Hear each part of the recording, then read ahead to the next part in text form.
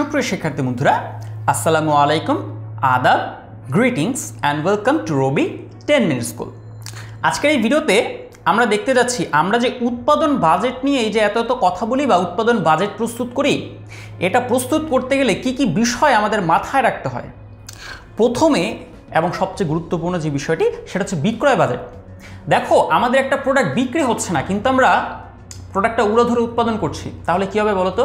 আমাদের সমাপনী মজুত বেড়ে যাবে, আমাদের অনেক মজুত পণ্য অবিকৃত থাকবে, অনেক মজুত পণ্য নষ্ট হবে, হয়তো অনেক মজুত পণ্য আমাদেরকে কী করতে হবে, সময়ের আগে না, অনেক মজুত পণ্য হয়তো আমাদেরকে লসে বিক্রি করতে হতে পারে। সো এই অনেক কিছু হতে পারে অ্যাকচুয়ালি। সো উৎপাদন বাজেট প্রস্তুত করার আগে আমাদেরকে একটু বিক্রয় বাজেটের দিকে চোখ রাখা উচিত, যে কতটুকু পণ্য আসলে আমাদের বিক্রি হচ্ছে, বাজারে কতটুকু পণ্যের চাহিদা রয়েছে, বা পণ্যের চাহিদা এবং যোগানের সাপেক্ষে আমাদের উৎপাদন কতটুকু হওয়া উচিত। এই বিষয়গুলো আমাদের বিক্রয় বাজেট থেকে দেখতে হবে। দ্বিতীয় যে পয়েন্টটা, কারখানার উৎপাদন ক্ষমতা। দেখো, আমাদের উৎপাদন ক্ষমতার বেশি কিন্তু আমরা চাইলে উৎপাদন করতে পারবো না, আবার উৎপাদন ক্ষমতার যদি কম উৎপাদন করি সেক্ষেত্রে কিন্তু আমরা আমাদের যেই ক্যাপাসিটি তার কিন্তু পূর্ণাঙ্গ ইউজ করছি না। সো এটা আমাদেরকে একটু মাথায় রাখতে হবে উৎপাদন বাজেট প্রস্তুত করার সময়, যে আমাদের কতটুকু পণ্য উৎপাদন করলে আমাদের সামর্থ্যের সর্বোচ্চ ব্যবহার করা নিশ্চিত হবে। 3 নম্বর পয়েন্ট আসে মজুদের পরিমাণ। কারখানায় না, গুদামে অ্যাকচুয়ালি কতটুকু পণ্য অলরেডি মজুদ আছে। সেটা পূর্ণাঙ্গ পণ্য হতে পারে, সেটা কাঁচামাল হতে পারে, অথবা সেটা আধা প্রস্তুতকৃত পণ্য হতে পারে। সো কতটুকু পণ্য অলরেডি মজুদ আছে সেটা আমাদেরকে দেখতে হবে। 4 নম্বর পয়েন্ট, উৎপাদনের স্বাভাবিক ক্ষতি। উৎপাদনের স্বাভাবিক ক্ষতি। দেখো, উৎপাদন বাজেট রচনার সময় আমাদেরকে পণ্যের ক্ষয়ক্ষতিও মাথায় রাখতে হয়।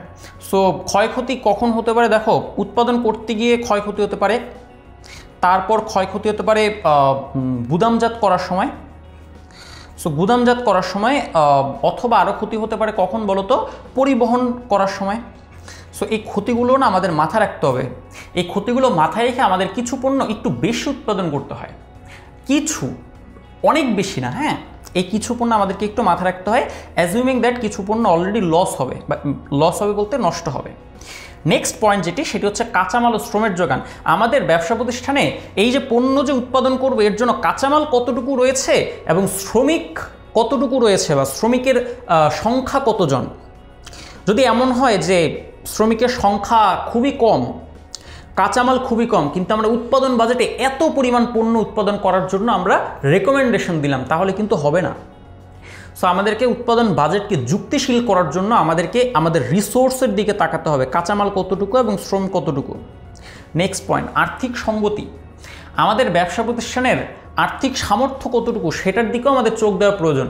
আমরা চাইলেই আকাশচুম্বী উৎপাদন করে ফেলতে পারবো না, আমরা চাইলেই রাতারাতি বিশাল পরিমাণ পণ্য উৎপাদন করা আমাদের পক্ষে সম্ভব নয়, কারণ সময়ের ব্যাপার রয়েছে, ক্যাপাসিটির ব্যাপার রয়েছে, টেকনোলজির ব্যাপার রয়েছে, অনেকগুলো বিষয় আসলে এখানে জড়িত। সো আর্থিক সঙ্গতি বা আমাদের ফাইন্যান্সিয়ালি আমরা কতটুকু স্ট্রং সেটা আমাদেরকে একটু মাথায় রাখতে হবে এই উৎপাদন বাজেট প্রস্তুত করার সময়। মোদ্দা কথায়, উৎপাদন বাজেট প্রস্তুত করার সময় শুধু ক্যালকুলেটর নিয়ে বসে যোগ বিয়োগ করে জাস্ট পার্সেন্টেজ হিসাব করে ফেললেই হবে না, এই ফ্যাক্টরগুলো আমাদের মাথায় রেখে তারপরেই আমাদের উৎপাদন বাজেট প্রস্তুত করার দিকে এগোতে হবে। আশা করি সকলে বুঝতে পেরেছো। এই পর্যন্ত কারো কোনো প্রশ্ন থাকলে অবশ্যই কমেন্ট বক্সে জানিয়ে দিতে পারো।